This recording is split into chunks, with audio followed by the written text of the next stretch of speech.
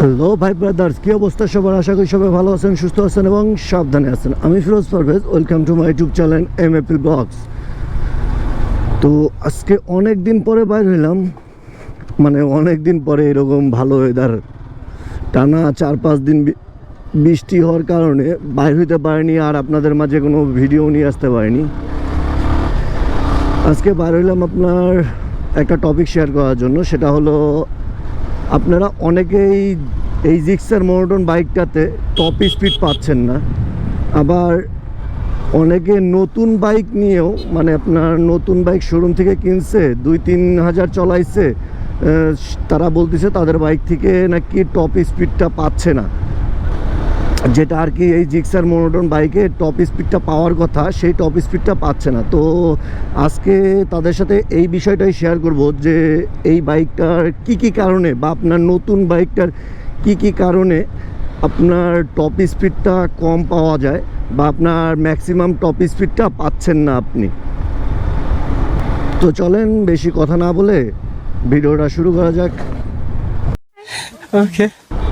তো একটা বাইকের টপ স্পিড না ওঠার অনেক কারণই থাকতে পারে, কিন্তু আপনার নতুন বাইকে টপ স্পিড কম থাকার কিন্তু অতটা কারণ থাকে না ভাই। তারপরেও যেসব কারণে আপনার বাইকের টপ স্পিড ঠিক মতো ওঠে না, সেই সব কারণগুলোই নিয়ে আজকে কথা বলবো আমি। সর্বপ্রথম যে কারণটা, সেটা হলো আপনার বাইকের এয়ার ফিল্টার যদি পুরাতন হয়ে যায়, বা আপনার এয়ার ফিল্টারে অনেক ময়লা জমে যায়, মানে অপরিষ্কার থাকে যদি এয়ার ফিল্টারটা, তাহলে আপনার বাইকে টপ স্পিড আপনি সঠিকভাবে পাবেন না। তো আপনারা চেক দিয়ে নেবেন যে আপনার বাইকের এয়ার ফিল্টারটা পরিষ্কার আছে কি না অপরিষ্কার আছে। তো বাইকের যদি এয়ার ফিল্টারটা অপরিষ্কার থাকে, তাহলে আপনার বাইকের এয়ার ফিল্টারটা পরিষ্কার করে নেবেন। তো দ্বিতীয় যে সমস্যাটার কারণে আপনার বাইকের টপ স্পিডটা সঠিকভাবে পাবেন না, সেটা হলো আপনার বাইকের টায়ার প্রেশার যদি কম থাকে। তো ধরেন আপনার সামনের চাকায় দেওয়ার নিয়ম 30 আর পিছনের চাকায় আপনার 35। যদি আপনি সামনের চাকায় 25 আর পিছনের চাকায় যদি 30 দিয়ে চালান, তাহলে আপনার বাইকের টপ স্পিডটা সঠিকভাবে পাবেন না। তো সেক্ষেত্রে সবাই চেক দিয়ে নেবেন আপনার বাইকের টায়ার প্রেশারটা সঠিক পরিমাণ আছে কিনা। এরপরে যে দিকটা চেক করে নেবেন আপনারা, সেটা হলো আপনার বাইকে যদি কার্বোরেটরে ময়লা জমে যায় বা কার্বোরেটর যদি অপরিষ্কার থাকে, সেক্ষেত্রে আপনার বাইকের টপ স্পিডটা সঠিকভাবে পাবেন না আপনি। তো টপ স্পিডটা পাওয়ার জন্য অবশ্যই কার্বোরেটরটা পরিষ্কার থাকা দরকার। কার্বোরেটরটা চেক করে নেবেন যে ময়লা আছে কিনা। এরপরে যে দিকটা চেক করে নেবেন আপনারা, সেটা হলো আপনি যে রাস্তায় টপ স্পিড চেক দিচ্ছেন, সেই রাস্তার বাতাসের চাপটা কেমন আছে সেটা আপনাকে বুঝতে হবে। যদি বাতাসের চাপটা বেশি হয়, তাহলে সেক্ষেত্রে আপনি বাইকের টপ স্পিডটা সঠিকভাবে তুলতে পারবেন না। তো যে রাস্তায় টপ স্পিড চেক দিচ্ছেন, সেই রাস্তার বাতাসের চাপটা আপনাকে বুঝতে হবে, তাহলে আপনি বাইকটার টপ স্পিডটা তুলতে পারবেন সঠিকভাবে।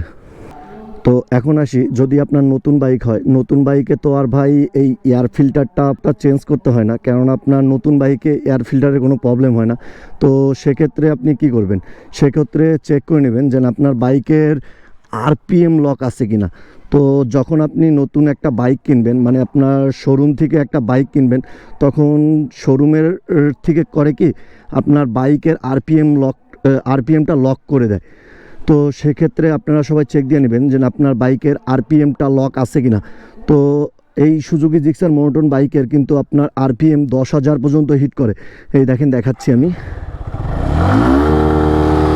দেখেন আমার বাইকের আরপিএমটা কিন্তু 10,000 পর্যন্ত হিট করছে। তো অনেকের বাইকে হয় কি আপনার 10,000 পর্যন্ত হিট করে না, তা 8,000 বা 9,000 পর্যন্ত হিট করে থেমে দেয়। তো সেক্ষেত্রে আপনার বাইকের আরপিএমটা লক করা থাকে, তাহলে আপনার বাইকের আরপিএমটা যদি লক করা থাকে, তাহলে সেক্ষেত্রে আপনারা কি করতে পারেন, তো আরপিএম লকটা আপনার খুলে নিলে, তাহলে সেক্ষেত্রে আপনার বাইকের টপ স্পিডটা ভালো পাইতে পারেন। তো আরপিএম লকটা কিভাবে খুলবেন, আরপিএম লকটা আপনারা সার্ভিস সেন্টারেও খুলতে পারেন, বা আপনাদেরকে আমি দেখাই দিচ্ছি, আপনারাই নিজেরাই খুলতে পারবেন। এই যে দেখেন, আপনার 2টা বাটন আছে মিটারে, একটা হলো আপনার সিলেক্ট বাটন আর একটা হলো adjust button, ADG adjust button. তো সর্বপ্রথম করবেন কি, আপনার এই সিলেক্ট বাটনটা চেপে ধরবেন। দেখবেন যে ট্রিপ এ মিটারটা গায়েব হয়ে গেছে। তারপরে আপনার অ্যাডজাস্ট বাটনে একটি চাপ দিবেন, দেখবেন যে এই লাইটটা ব্লিপ করতেছে। তারপরে আবার সিলেক্ট বাটনটা চাপ দিয়ে ধরবেন,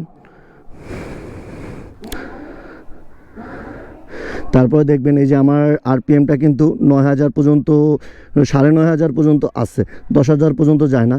আমি যদি এই যে বাড়াইতে চাই কমে যাবে আবার, তো আবার এই যে 4000 পর্যন্ত চলে গেল।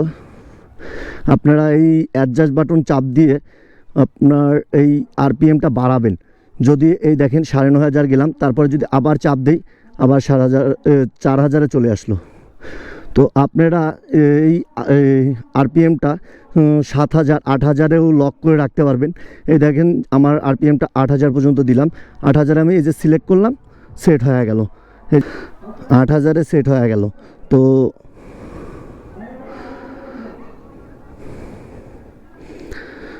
তো সেক্ষেত্রে আবার আপনারা এই 10000 পর্যন্ত যদি করে নিতে চান, এই যে বাতিটা ব্লিপ করবে, তারপরে আবার এইভাবে সিলেক্ট করে নেবেন 9500 পর্যন্ত। এই সিলেক্ট বাটনে চাপ দিলে আবার সিলেক্ট হয়ে গেল। তো এরকমভাবে আরপিএম লকটা খুলে নেবেন আপনারা, তাহলে দেখবেন যে আপনি আপনার বাইকটা থেকে ম্যাক্সিমাম টপ স্পিডটা পাচ্ছেন, বা আপনার বাইকটা থেকে ভালো একটা টপ স্পিড পাচ্ছেন। তো এই সব কারণের জন্যই আপনার বাইকের টপ স্পিডটা সঠিকভাবে উঠতেছে না।